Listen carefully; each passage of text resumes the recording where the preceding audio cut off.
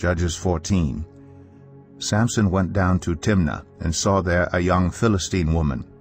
When he returned, he said to his father and mother, "I have seen a Philistine woman in Timnah. Now get her for me as my wife." His father and mother replied, "Isn't there an acceptable woman among your relatives or among all our people?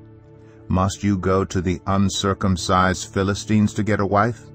But Samson said to his father, "Get her for me. She's the right one for me."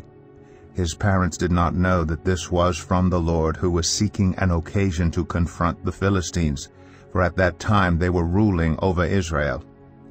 Samson went down to Timnah together with his father and mother. As they approached the vineyards of Timnah, suddenly a young lion came roaring toward him. The Spirit of the Lord came powerfully upon him, so that he tore the lion apart with his bare hands as he might have torn a young goat. But he told neither his father nor his mother what he had done.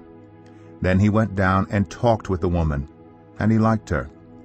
Sometime later, when he went back to marry her, he turned aside to look at the lion's carcass, and in it he saw a swarm of bees and some honey.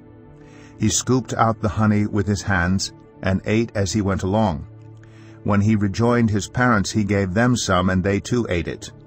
But he did not tell them that he had taken the honey from the lion's carcass. Now his father went down to see the woman, and there Samson held a feast, as was customary for young men. When the people saw him, they chose 30 men to be his companions. "Let me tell you a riddle," Samson said to them. "If you can give me the answer within the 7 days of the feast, I will give you 30 linen garments and 30 sets of clothes. If you can't tell me the answer, you must give me 30 linen garments and 30 sets of clothes." "Tell us your riddle," they said. "Let's hear it." He replied, "Out of the eater, something to eat. Out of the strong, something sweet." For 3 days they could not give the answer. On the 4th day they said to Samson's wife, "Coax your husband into explaining the riddle for us, or we will burn you and your father's household to death. Did you invite us here to steal our property?" Then Samson's wife threw herself on him, sobbing, "You hate me. You don't really love me. You've given my people a riddle, but you haven't told me the answer." "I haven't even explained it to my father or mother," he replied, "so why should I explain it to you?" She cried the whole 7 days of the feast. So on the 7th day he finally told her, because she continued to press him. She in turn explained the riddle to her people.